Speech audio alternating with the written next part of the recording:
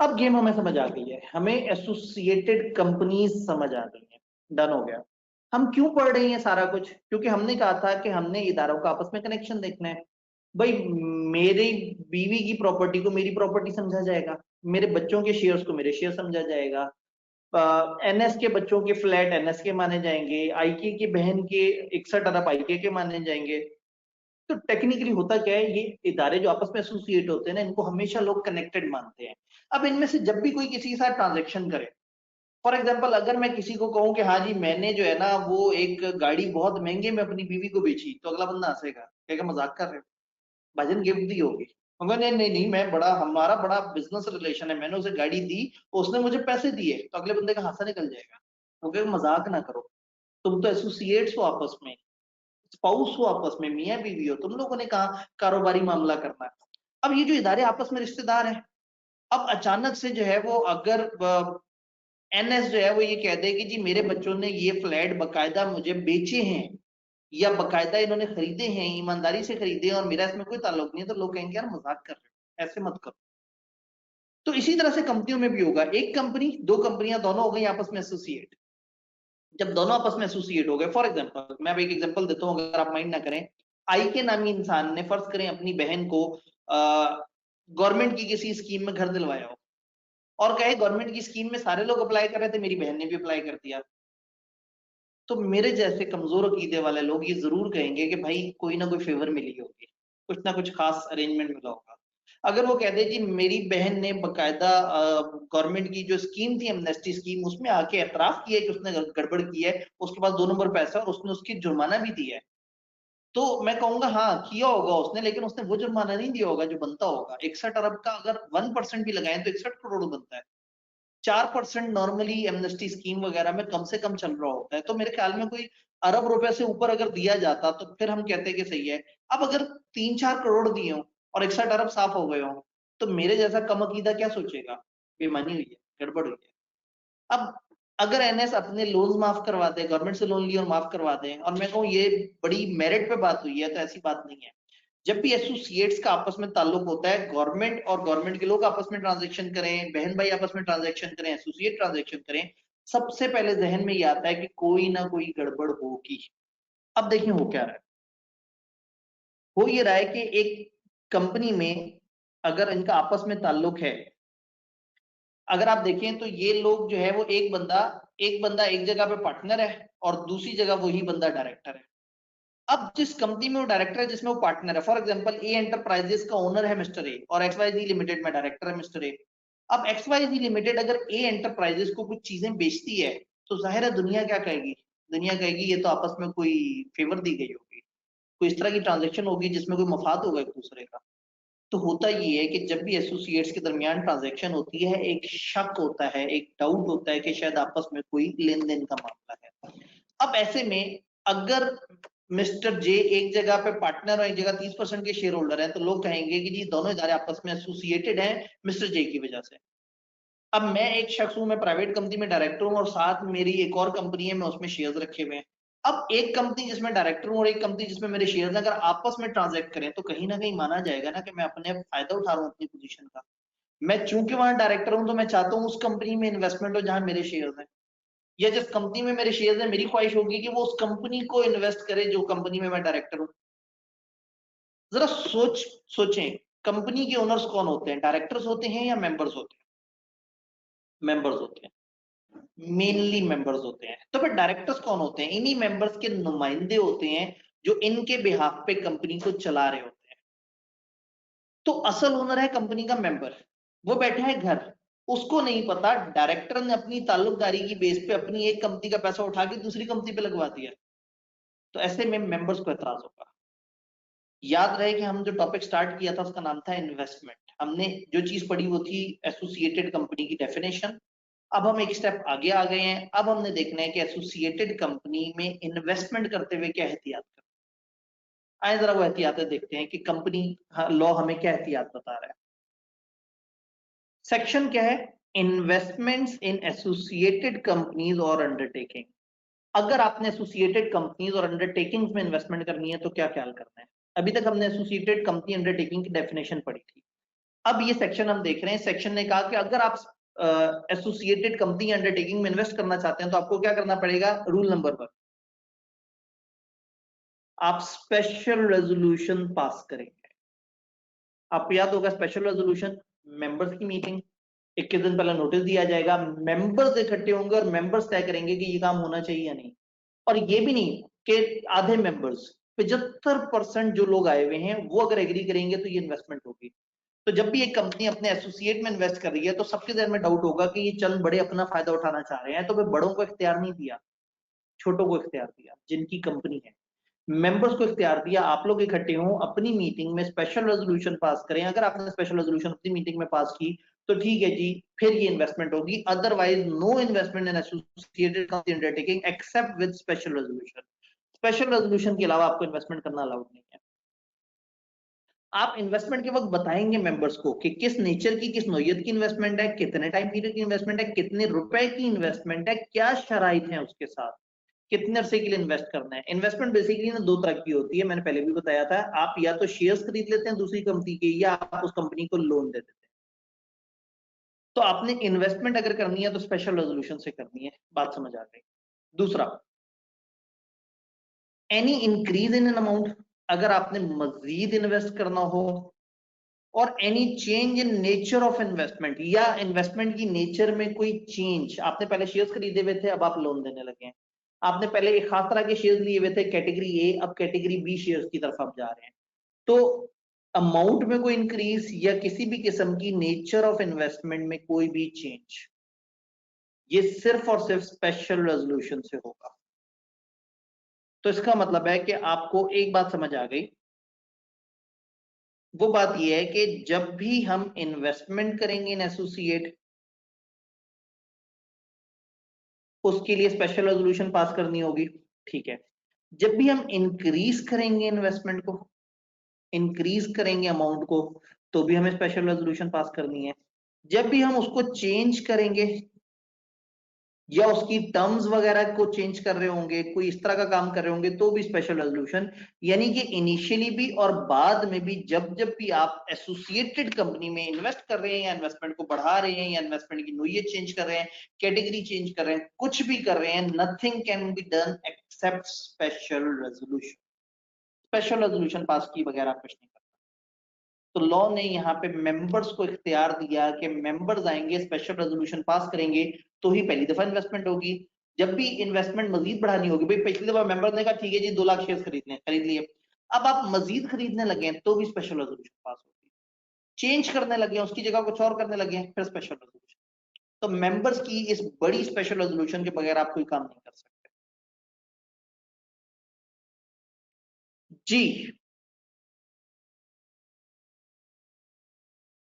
अब ऐसे में जुमले को सीधा पढ़ना बड़ा जरूरी है। मैंने कहा no investment in associated company except special resolution. तो अगर ये जुमला लिखा हो कि investment can not be done without special resolution, तो इसका ये मतलब नहीं कि वो कह रहे हैं विदाउट स्पेशल रेजोल्यूशन इन्वेस्ट करो। वो कह रहे हैं विदाउट स्पेशल रेजोल्यूशन नहीं कर सकते इन्वेस्ट। तो ये दो नेगेटिव मिलके एक पॉजिटिव बन जाता है। ये तो हमें समझ आ गई।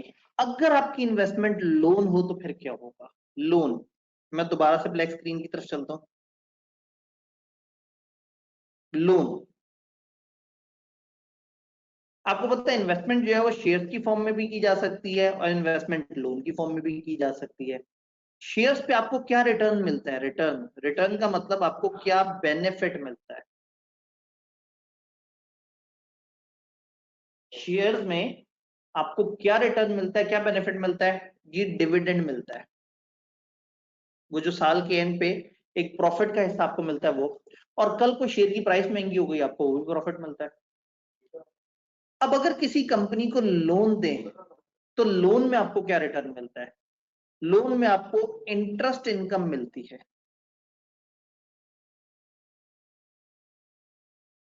Again I am not telling कि लोन एक अच्छी चीज है या इंटरेस्ट अच्छी चीज है, लेकिन मैं आपको बता रहा हूं कि जो कंपनी किसी दूसरे को लोन देती है वो उस लोन के बदले जो लेती है वो इंटरेस्ट इनकम लेती है। तो लोन का जो रिटर्न होता है, उसको रिटर्न मतलब उससे क्या बेनिफिट आपको मिलता है, दैट इज इंटरेस्ट इनकम। जो आप किसी को लोन दें उससे इंटरेस्ट इनकम लें, वो कहलाता है रिटर्न ऑन दैट। और अगर आपने खुद लोन लिया हो, तो आपकी इंटरेस्ट को हम बोरविंग कॉस्ट कहेंगे।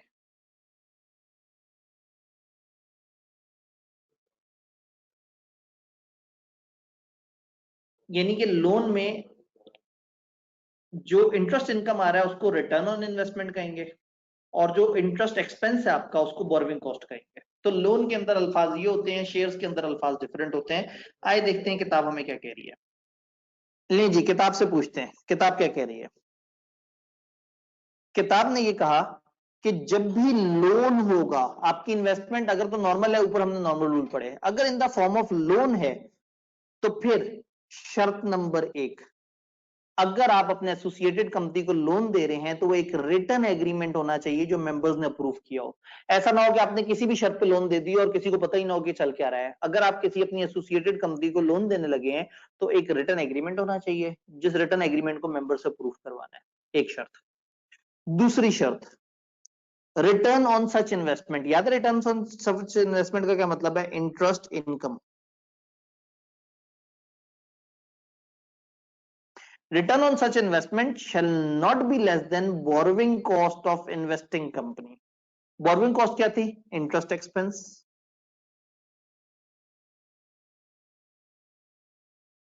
इंटरेस्ट इनकम इंटरेस्ट एक्सपेंस के बराबर हो सकती है, ज्यादा हो सकती है, कम नहीं होनी चाहिए। मैं एग्जांपल देता हूं। फॉर एग्जांपल हमारी कंपनी है, कंपनी का नाम है कंपनी ए। कंपनी ए को बैंक वाले, कंपनी ए बैंक से अगर लोन ले, खुद लोन ले, तो बैंक वाले कहते हैं हम आपको 10% इंटरेस्ट रेट पे लोन देंगे। कंपनी ए ने हबीब बैंक से जाके कहा मुझे लोन दें, उन्होंने कहा अच्छा 10% इंटरेस्ट आपको चार्ज करेंगे, ले लिया आपने। कंपनी ए के एसोसिएट कंपनी बी ने कहा भाई मुझे पैसों की जरूरत है, आप जरा मुझे लोन दे दें।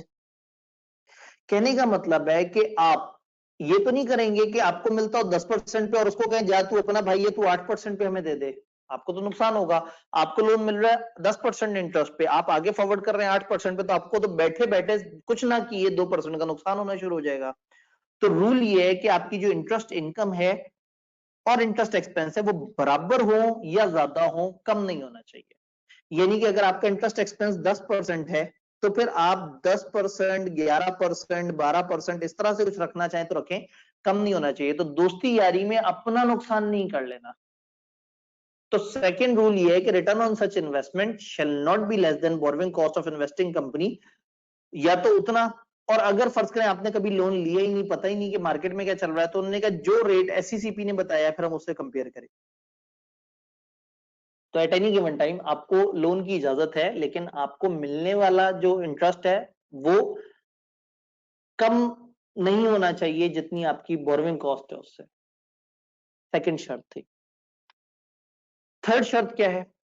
थर्ड शर्त यह है कि डायरेक्टर्स ने सर्टिफाई करना है, डायरेक्टर ने तस्दीक करनी है क्या कि जो इन्वेस्टमेंट हुई है ये ड्यू डिलिजेंस के बाद हुई है और बोरोइंग कंपनी की फाइनेंशियल हेल्थ देखी थी कि वो लोन दे सकते हैं या नहीं।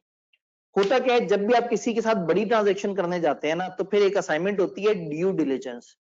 नॉर्मली एक ऑडिट फर्म को हायर किया जाता है, वो ऑडिट फर्म जाके उन लोगों को देखती है वो कैसे हैं, उनके फाइनेंशियल हेल्थ देखती है, उनके पास पैसे कितने हैं, रिजर्व्स कितने हैं, उनको लोन क्यों चाहिए, कितने अरसे तक वो लोन वापस कर सकेंगे, उस कंपनी के एसेट्स कितने हैं, लायबिलिटीज कितनी है, और वो करने के बाद एक रिपोर्ट बनाते हैं ड्यू डिलिजेंस, जिसमें वो कहते हैं हाँ जी इस कंपनी में इन्वेस्ट कर दें, हमें लग रहा है कि आपके पैसे वापस आ जाएंगे।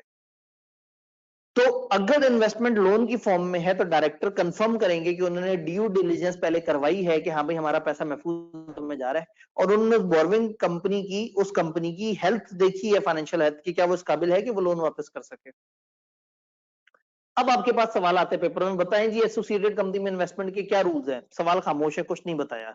तो आप कहेंगे इन्वेस्टमेंट स्पेशल रेजोल्यूशन से हो, इंक्रीज स्पेशल रेजोल्यूशन से हो, change in nature special resolution से हो, बता दिया तीनों।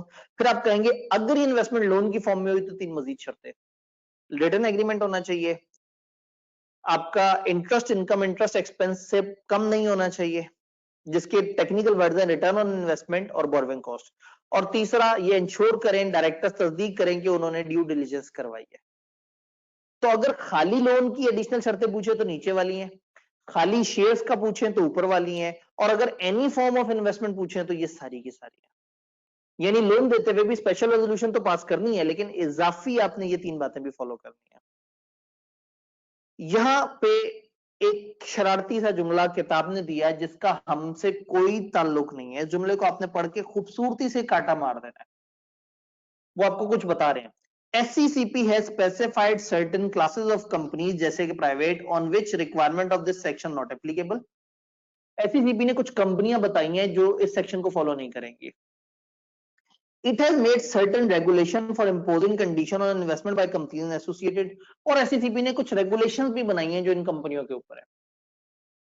ये कहा और चले गए, और आप बार बार खटका करते रह गए, भाईजान कौन सी कंपनियां, कौन से रूल्स। उन्होंने कहा नहीं, अभी आप छोटे हो बड़े हो गए तो बताऊंगा। तो भाई जब बड़े होने थे तभी बता देते सारी बात। तो किताब ने हमें अजियत दी। किताब ने कहा कि ये सेक्शन पढ़ने के बाद याद रहे कि SCCP ने कुछ कंपनियों को एग्जाम्प्ट कर दिया है। कौन सी कंपनियों को एग्जाम्प्ट किया है हमें नहीं जानना, ना हमारे सिलेबस ने हमें बताया। SCCP इस सेक्शन को एक्सप्लेन करने के रूल्स एंड रेगुलेशंस भी ले आया है। क्या रूल्स एंड रेगुलेशंस है, कौन से रूल्स एंड रेगुलेशंस है हमें नहीं जानना। तो companies investment in associated companies and undertakings regulation 2017 एक कानून लॉ लाया है जो सीए फाइनल में आप लोग इंशाल्लाह पढ़ेंगे, यहां नहीं पढ़ेंगे तो इग्नोर मार दें। ये जुमले को आप पढ़ के कहें शुक्र है कुछ नहीं बताया। उन्होंने कहा कुछ कंपनियों को हमने एग्जाम कर दिया है और हम रूल्स लेके आए हैं, कौन सी एग्जामेशन कौन से रूल्स कुछ नहीं बताया। जब कुछ नहीं बताया तो सिर्फ ये जुमला आपने, कभी सवाल बहुत ज्यादा नंबर का आए तो आप पेपर में लिख दें, अदरवाइज जुमले में काम की बात ही नहीं है, समझने वाला कुछ नहीं है इसमें।